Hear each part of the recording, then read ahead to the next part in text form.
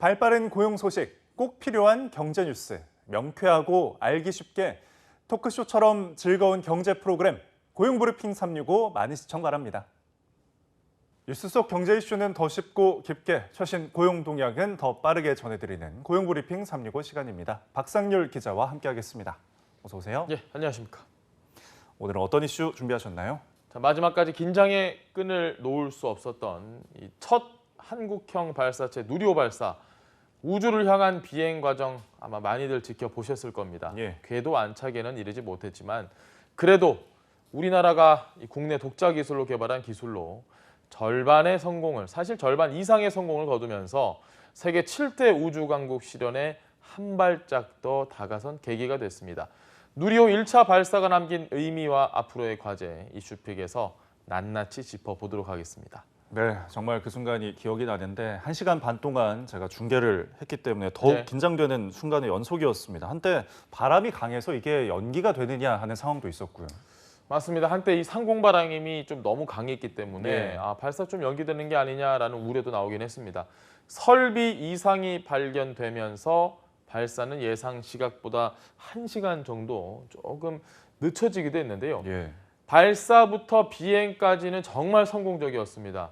모형 위성을 궤도에 정상적으로 올려놓는 데까지 가지는 못했지만요. 완벽한 성공이 아니었을 뿐 예. 결코 이건 실패가 아닙니다.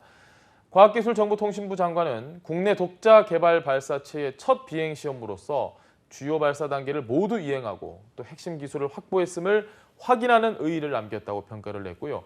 문재인 대통령 역시 미완의 과제는 남았지만 발사체를 우주 700km 고도까지 올려보낸 것만으로도 아주 대단한 일이라고 평가했습니다. 네. 자, 이번에 발사했던 누리호, 과거 발사한 나로호하고 많이 비교가 되는데요. 누리호는 특히 순수 우리 기술이라는데 더 큰 의미가 있지 않습니까? 누리호, 나로호 약간 용어가 좀 헷갈립니다. 네. 이걸 조심해야 될 것 같은데 우리가 2009년과 2010년에 두 번의 실패를 딛고 2013년에 발사에 성공했던 게 바로 나로호입니다. 예. 당시 나로호도 한국형 발사체로 불리긴 했는데 그때 러시아 기술 엔진이 탑재가 됐어요. 그래서 러시아와 같이 했습니다. 자, 이번 누리호는 순수하게 우리 기술로만 채워졌습니다. 누리호 개발에는 국내 기업 300여 곳, 500여 명이 참여를 했습니다.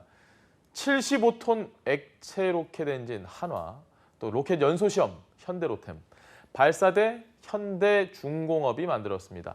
이 모든 조립 과정은 한국항공우주연구원 카이가 맡았고요. 또 제작 비용은 한 2조 원.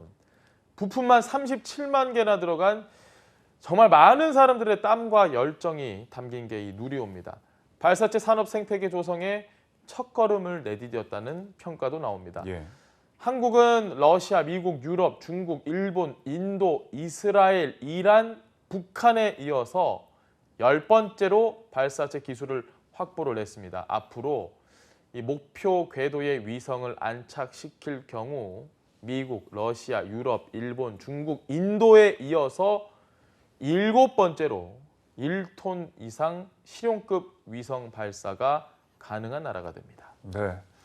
30년의 땀과 열정, 눈물의 결과물, 바로 이 누리호인 셈인데요. 자력으로 개발한 첫 우주 발사체를 발사 성공시키는 일은 쉽지 않다고 알고 있죠. 제가 아까 나열했던 그 수많은 나라 외에도 예. 저희가 아는 너무 유명한 선진국들이 많거든요. 빠져 있는 거 보시면 아마 알 겁니다. 쉽지가 않아요. 이 예. 자체적으로 개발을 한 첫 우주 발사체의 성공 비율이 어느 정도 되느냐? 27%밖에 안 됩니다. 이게. 우주 발사체 기술은 50년대 말부터 등장한 아주 오래된 기술이긴 합니다. 네. 우주 발사체가 처음 세상에 나온 1950년대부터 시작이 됐는데 발사 실패율은 1970년대 들어서야 이게 10% 미만으로 떨어졌고요. 이후에는 계속 10% 미만을 유지를 하고 있습니다. 하지만 2020년대 들어서도 우주 발사체 발사는 100회 가운데 7번에서 8번은 실패하고 있습니다. 네. 사실 실패가 아니라 이 하나의 과정으로 가는 길목이라는 말이 그래서 나온 건데, 자, 여기서 멈추지 않고 또 누리호의 다음 발사가 준비되고 있죠.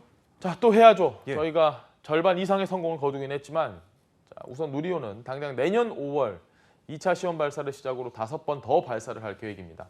이번에는 모형 위성을 올려놓는 것이 목표였지만 내년 5월에는 200kg짜리 진짜 위성 싣고 그 이후에는 동시에 여러 개의 위성을 탑재를 해서 발사를 해보기로 했습니다. 발사체의 성능을 이렇게 하나씩 발전시켜서 2030년에는 to the moon, 달까지 보내겠다는 게 정부의 목표입니다. 네. 내년 5월 다시 우주로 날아오를 누리호 발사가 성공하기까지 보완해야 할 과제들 어떤 것들이 있을까요? 우선 정부는 이 항우연, 이 항공우주연구원 그리고 외부 전문가와 발사조사위원회를 즉시 구성을 해서 원인을 파악을 하고요. 또 2차 발사를 추진을 할 계획입니다.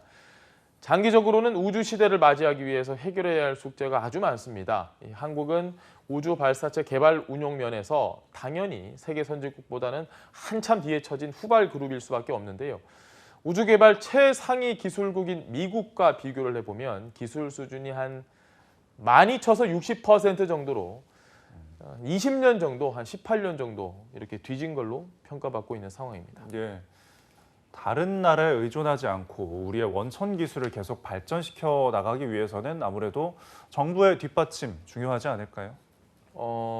돈이 정말 중요합니다. 예. 예산이 절대적으로 필요합니다. 정부 연구개발 예산 대비 우주 개발 예산 비중은 3.2%로 미국 35.6%는 물론이고 또 10% 안팎인 러시아, 일본 등에도 크게 못 미치는 상황입니다. 한 발 더 나아가서 그동안 국가 주도로 추진해온 우주 산업을 세계적 추세에 맞춰서 민간 주도로 바꿔 나가는 건 역시 과제로 꼽힙니다. 네.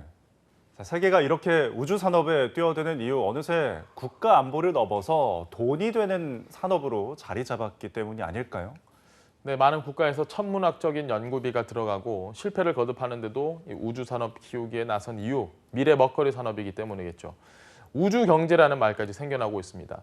로켓 발사에서 또 우주 보험까지 공공과 민간이 우주와 관련해서 창출하는 경제 효과를 일컫는 말입니다.